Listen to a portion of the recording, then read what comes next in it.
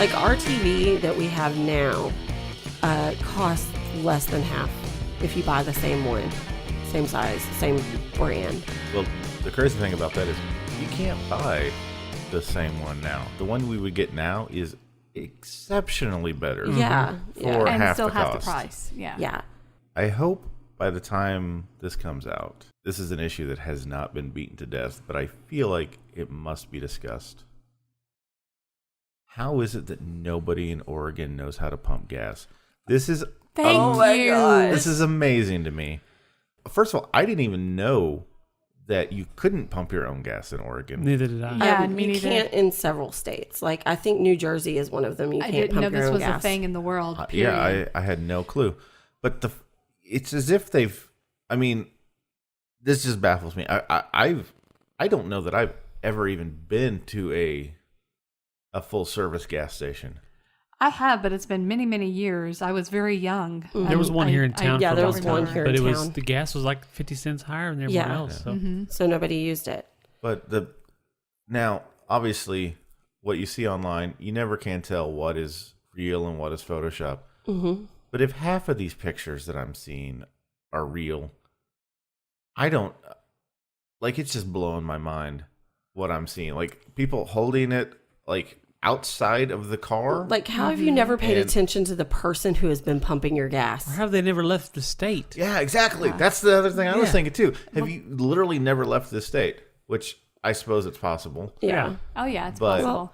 And I think, too, what was really interesting was the first time I saw this story, I was reading the comments on a Facebook post, and I thought, surely they're joking. That was in my head. I Yeah. was like, this can't be real. I This don't can't want to be smell serious. like gas. But stuff like that.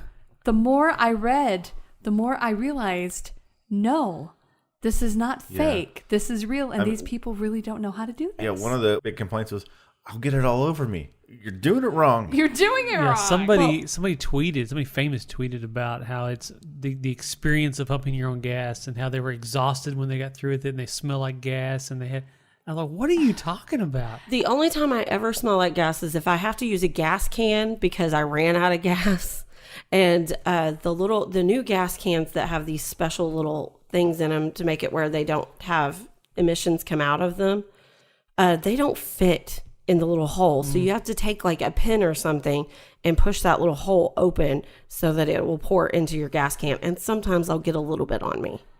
A friend of ours who moved up to Oregon, she said that she's going to start having classes, teaching classes on how to pump your own gas. And I said she'd make a fortune. There's a whole industry there. Well, my 11-year-old wanted to start helping when I go to the gas station. So I got her to come with me and come out of the car and showed her how to pump gas.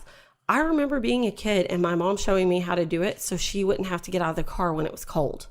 How hard is it to figure out? That's my question. How hard is it to figure out? If you open it and you see there's like a little hole there, you put how hard is this to figure Well, out? and like even in some places like here in Texas, they have those gas pumps that you cannot pump the gas unless it is pushed up against Yes. there And there to are- keep the emissions down. Those are the worst. I had to use those when I was in California. Yeah. Such a hassle. They are. But there's directions written on the gas pump. And how confused would they be if this would have happened 20 years ago when they didn't have the automatic switches on the gas pump that And would it just start keep going it, and going and and you going had to and turn it going. on and off I mean, at the pump?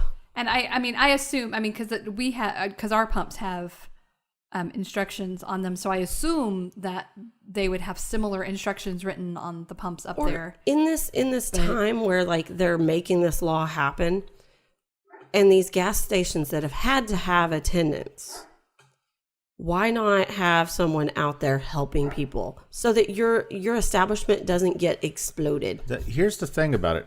The law is not saying You have you to. have to.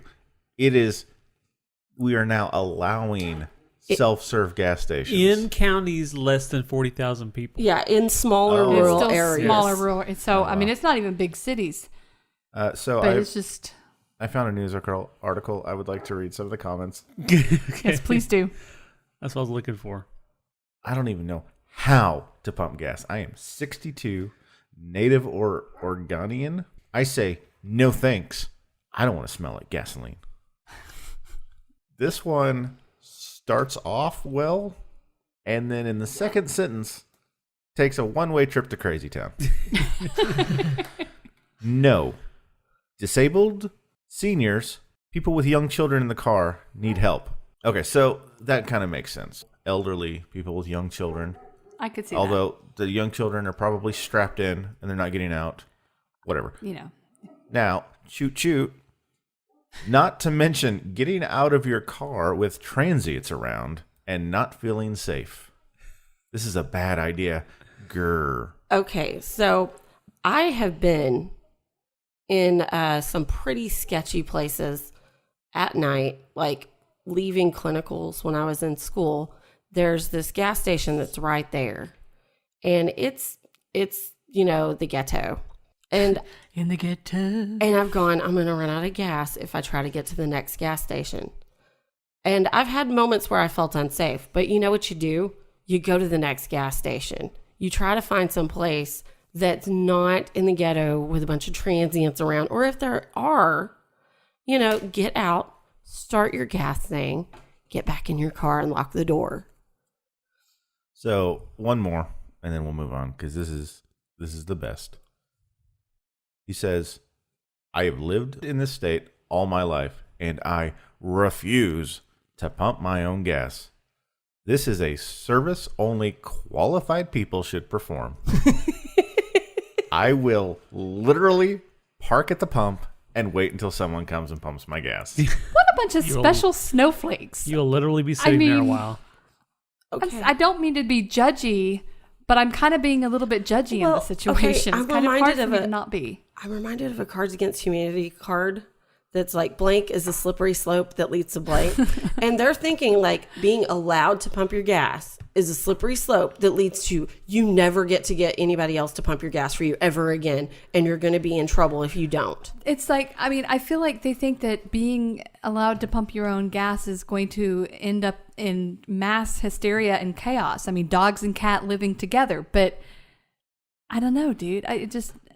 And what is wrong with one them? of the funniest things that I saw in response to this was that Zoolander scene where they're having They have a gasoline fight. They have a gasoline fight, and one of them lights up a cigarette at the pump, and they all blow up. And Yes. It says live die. footage from Oregon. Yeah. But okay, one more comment. This is a rebuttal that was posted on this Facebook thread that these quotes are being pulled from for this article. This woman writes, I'm in Wisconsin, and with the wind chill, it's currently -17. Do you know what I did this morning? I had to pump my own flippin' gas. It's not that hard, people. It's really not. It's really not. Yeah, I don't understand. You know But- what you could do if you're concerned about transients? You roll down your window a little bit, tell them, hey, I'll give you extra money if you pump my gas for me. Just enough that you can slip them the 20, and be like, After they pump the gas. yeah, it'd be like pump 18, you can keep the $2, and you give them a 20, and then you don't have to worry about getting out of your car and dealing with the transients. Until they take off with a 20 and don't pay the people, and then you're liable for it. I'm trying You to are create so jobs here. trustworthy. I'm trying to get the homeless to work. Okay, don't rain on my dreams. The homeless gas attendants that no longer have jobs because everybody's pumping their own gas. I now. know, right? We're killing the economy. Killing jobs and nowhere. Okay. Anyway, next subject. Speaking of jobs and people who probably don't have one anymore, I look at these stories. I just sort of skim through them. It's as if they are making up every one of these names that goes into here. Okay, I'm going to attempt to. All right. Oh, this should be great.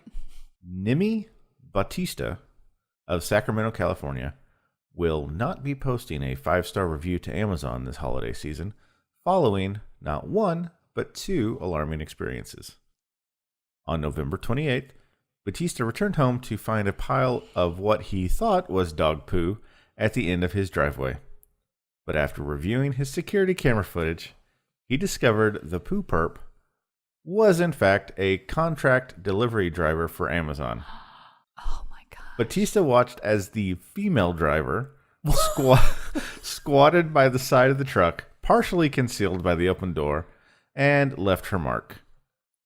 Bautista called Amazon to complain, and a supervisor arrived hours later to bag up the evidence. The next day, Batista got another package from Amazon, but the delivery person tossed the package instead of walking it up to the driveway. He said the package contained, quote, a fragile porcelain figure, but it didn't break. Yeah. What did he do to these people? When you gotta go, you gotta go. Quick show of hands. Who here was surprised when I said the word female? That is all of hand. us. Yeah, that's everybody. Unanimous. But I just, like I said, I sort of skimmed these. And I missed the part where it talked about the supervisor arriving to bag it up. Yeah.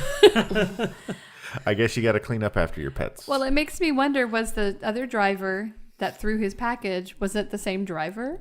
I know it doesn't say, but it kind of makes you wonder, what if it was like an ex-girlfriend or something, and he didn't see her face, so he didn't realize it was like an ex-girlfriend, and she was really ticked off at him, so she pooped on his yard, and then she threw his package because she's like, forget you, I hate you. I'm not going to give you stuff. Like I said, I really doubt it was the same person because I don't think after that incident they would have given the person the same route back, at least if they still had the job. My theory is that it's the supervisor that had to bag up the poop. He had to fire her, and he had to take her out, and now he's mad because he lost his desk job. He's having to drive this truck, and he threw the guy's package. I hate you. He's like, I had to pick up somebody else's poop, and now I got to do her job, and I hate you. In other weird news related to this, months back, I saw a thing online about how this family went and bought cameras to put up around their property because somebody kept pooping in their yard. And it was a woman who jogged several miles a day and would have to go periodically throughout her run and would just stop and poop on people's lawn at 5 a.m. when she was out You're running. rude accordingly. I'm sure there's isn't there like a Quick Trip or something near you? Go run by that and go poop there.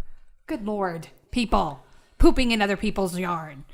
But What's wrong with you? Apparently this person thought enough in advance to carry tissues with them to wipe and stuff like that. This happens But to them they enough. didn't carry a poop bag. Didn't carry a poop bag. I mean, you have to clean up after dogs in most areas. Wouldn't you have to clean up after yourself too? Right.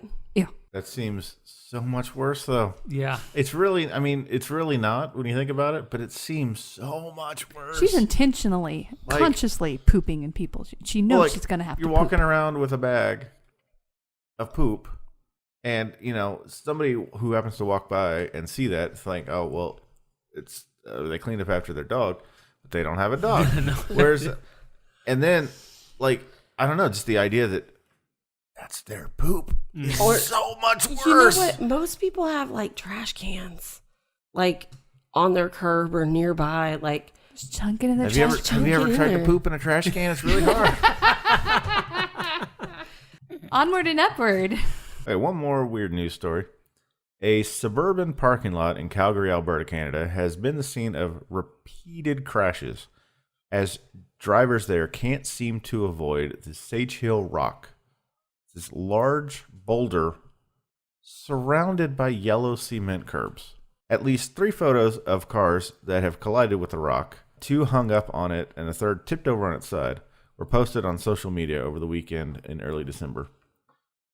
I don't know how you missed this big rock, says this guy who lives there. An employee of a nearby business said the rock was placed in its spot to keep people from driving over the curb. Yes, I thought so. The management company of the retail center has planned to remove it, but an uproar from community members may have stalled those plans. They have said, quote, "It's far too entertaining." That sounds like their plan backfired a little bit there. Our local Walmart, when it was built, there was a curb up close to the entrance that these truck drivers would try to pull in, and their trailer would go over the curb. It was just tearing the grass all up, so they came in and put a bunch of rocks in there. And I wonder if anybody's hit it since then. But This story reminds me of local grocery store out here had a big cement pillar out in the middle of it. It was a light. It used to be a light Yeah, it used to be a light pole, yes. And I think there were, how many, 3 people? Because when you in the morning pull into that parking lot, the sun is in your eyes and you can't see it. Well, I can understand that, and I can understand running into it. But they ended up on top of it. Yeah, the first person hit the light pole, and so then they took the light pole down, but the big cement base of it was still there. And then somebody backed into that and completely knocked it out of the ground. But it still But had they all the left it wiring there. so They they left it didn't take there. it out. And then, somebody else hit it so hard, their car ended up on top, like the wheels off the ground. It's insane. It just doesn't make any sense. Back to the big rock. How are they hitting this? Were they ending up on a rock? That is just, I don't know. I mean, dude, physics is weird. The idea, it baffles me. The idea that people are like, you know what, it takes too long to go down to where it's open. I'm just going to drive over this curb. It's like, we see this all the time when like we drive in towards the Metroplex and there's a big traffic jam for a wreck or whatever. People will just drive across the median to get to an off-ramp. And We'll drive over a grassy knoll. Yeah, it's just bad news. They're just not smart people. Kids don't do that. It's just No, bad. don't do that. Let's get to the finally got around to watching reviews. All right. There are a lot of movies that we haven't seen that are old. And so every once in a while, I like to go back and try to catch up on those things. And so this is going to be the first installment of, basically it's, hey, I finally watched this movie. Here's what I thought. And of course, you guys, I know I'm springing this on you, but you guys are welcome to, in the future, do your own. And I'm going to combine the first two because they're both video game related. Nice. And I watched them almost back to back. And these movies are Warcraft and Assassin's Creed. They made an Assassin's Creed movie? Yes. Huh. My review can be summed up as so. I could not describe the plot of either one of those movies to you right now. It's disappointing because I love Assassin's Creed. I love fantasy. And it seems like there was some good material there to work with, but it was just kind of a jumbled mess. I think they were trying to put too much in, and I didn't care for them. From the reviews I've seen, most people didn't. And of course, video game based movies have a long standing history of being bad. Yeah. There's just not many. There aren't. It's really hard, I think, to take the plot from the video game and translate it into film. And you see, the thing is though, I don't think you necessarily need to. I think you could adapt the characters into a whole new story. Yeah. But they do try and, ham fist in the stories we're familiar with. Yeah. And now, I say all that they could make up a whole new story and it would be fine.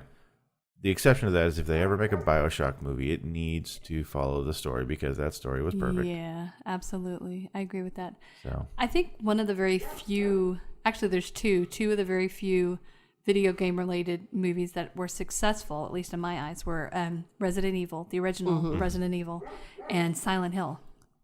And those two were pretty successful in what they were. I think you're overlooking a very important movie as well, Super Mario Brothers. Oh, Dear that Lord. That's an awful movie. that was worse. That was worse than Doom. Okay, It was bad. That was worse than Doom. It was bad. Doom was terrible. It was Doom was really But terrible too. the fact that the great Bob Hopkins said that was the greatest regret of his life was doing that movie, I think says a lot. Yeah, I want to know how much crack that they were doing when they made that movie. It's awful and I'm going to argue not enough. not enough. Those are a couple of movies that I've watched lately that just weren't very good, which is disappointing. And like I said, they're old, but So rating is a meh minus. yeah. I mean, like I said, honestly, I got done watching Warcraft and I just went, I'm not entirely sure what just happened. I mean, the effects were cool. So here's a question from Ask Reddit. I picked this because on the surface, if there are two couples less qualified to discuss dating than us, I would be surprised. At least dating in the traditional sense. right. Right. However, the question is, what are some out-of-the-box date ideas? And I mentioned that because obviously there were dates and not a lot of money to go along with those, I would imagine, at least on our side. And so I know sometimes we had to kind of get creative in what we did. So let's just say for a couple starting out, what would be some interesting out-of-the-box date ideas? Netflix and chill. 5 seconds into Netflix and chill. I believe that would be firmly inside the box. If you know what I mean. Yeah. I was reading this thing about how the reason why like movie dates are so common for like first dates is because it's not super expensive. You don't have to make a whole lot of conversation, and it's just shared activity that you can do together, and you have something to talk about after. You know, the other thing is that it's a date in a public place. Like, I don't know how many times as like a girl, you know, that's sort of important that, you know, when you have that first couple of dates that you go somewhere public so that you're safe. But that's like quintessential. Date. So what's outside of the box? What's outside the box? I think you take her somewhere public, like mud wrestling or something that you can really tell what kind of person they are. Take them to a cockfight. See what kind of scruples this person has. What's wrong with you? If they outright object and you're not okay with cockfights, then automatically you know that you have that in common. That's totally a woman's answer. It's a trick. It's a trap. It's a quiz. If I suggest something that I already disagree with up front, and you don't disagree, see what you're doing. What you don't realize is that he will agree to anything because he wants to go on a date with you. See, I'm joking. Yeah, I know. But you're joking. But this is so true. You're joking in the application, but the principle. But I saw a thing that it's a trick for you guys. Instead of saying, where do you want to go eat? You say, I'm going to surprise you and take you somewhere. And the first place she guesses, be like, oh, you guessed it, and take her there. That is genius. Yeah. The best thing I saw about that, though, was, hey, guess where I'm taking you to dinner tonight? It's not that crappy Italian place, is it? Yep. But, you know, okay, you went... Like, I can't even see the box anymore from where you are. That was I wanted to go completely opposite of the box. Like, I really don't want to say mine now because it's just like... Well, you go ahead and give people a reasonable answer. I gave them the unreasonable option. I was going to say a trampoline park. Oh, that's kind of fun for the guy to watch. Well, my other idea was... But see, it depends on the person. It depends on what you're into. Because an out-of-the-box idea can be something that's completely different depending on the person. Mm-hmm. Like for me and Keelan, you know, a date for me, like a really surprise out of the box date would be for him to like take me to Sephora or Ulta or something like that, because that's what I'm into. I don't speak He would Spanish. never do Yeah, that. I don't know what she's like. Makeup stores. Makeup Yeah, stores. makeup. You know, or, you know, if she's a gamer girl, you know, invite her over for pizza and gaming or something like that. But I think to find the best out of the box idea, you have to really listen to the person that you're taking out and really pay attention to the things that they're into. What about this? This is just an idea that I just had. What if you were to both write like 3 things, like 3 date ideas down on a strip of paper, toss them in a hat or whatever, shake it up, and then just draw one? Yeah. Yeah. I mean, that way. Sort of like a dating sort of Russian roulette. Like what we do next, the hat will decide, and you know? one of these 6 will kill you. Yeah. Yeah, I mean, one of the options could be actual Russian roulette. You know, that's an out-of-the-box dating idea right there. Well, I don't know if this is going to become a habit or not, but one last story about a stupid criminal.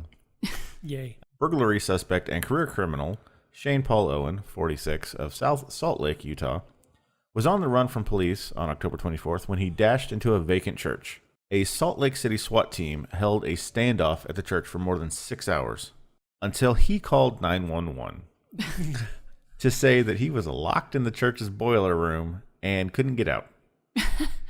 Can you hurry? He asked the dispatcher. I need to talk to them first so they don't shoot me, he pleaded. He was booked on outstanding warrants for retaliation against a witness, drug distribution, and identity fraud. So pretty serious things, but just the fact that they thought they were having a standoff, but really he just locked himself in the room is pretty amazing. It's like I really want to cooperate now, but I can't. Like, I'd like to surrender before you shoot me and kill me. But if he, but he was running away. He ran into the church. The only reason why he called them was to get out of the boiler room. Yeah. He wouldn't have turned himself in otherwise. But I could understand the whole not wanting to get shot or be killed Oh, thing. yeah, absolutely. And, I mean, boiler rooms are pretty scary. I mean, I've seen the Freddy Krueger movies, so I wouldn't want to get locked in one of those either. That was probably his biggest concern. I mean, that would be mine. Before we go, let's talk about what we got going on. I know Keelan, the wife, you're still got your thing going. Oh, yeah. Yeah, we're still making videos on our channel, and we're starting to live stream now. We've got said we're going to live stream every Thursday night. So we'll at least 7 p.m. Central. So we'll commit to one night a week now. Hopefully we'll go up from there. But 2 Mere Mortals. The number 2, Mere Mortals. Mere Mortals. Very good. And Jen, you've got videos. I do. I've got my vlog channel, the Jen Demos. I do beauty videos every Friday, and I do weight loss and nutrition and stuff like that every Tuesday. Laura the Great and I have a new project that probably will launch February. I hope it launches very soon because I can't wait for that. I'm excited. I've got a thing that I'm dealing with right now that is taking up a lot of my time, and it will be over this week, and then I can start focusing on editing that and whatnot. Mm-hmm. But I got this thing called a job, and it's gotten in the way for the last several weeks. Right. As always, we want to leave you with something to ponder as you go about the rest of your day, week, however long before you listen to the next episode. Why every time my cat is near and facing me, I start hearing a very high frequency / high pitched noise? Every time your cat? Every time my cat is facing near me? I'll read it again, and I'm reading it as it's written. Why every time my cat is near and facing me, I start hearing a very high frequency / high pitched noise? Well, that is quite the question to ponder. I hope you all have enjoyed this episode, and we will see you next time on the 4NerdsCast. Bye. Bye-bye. Bye.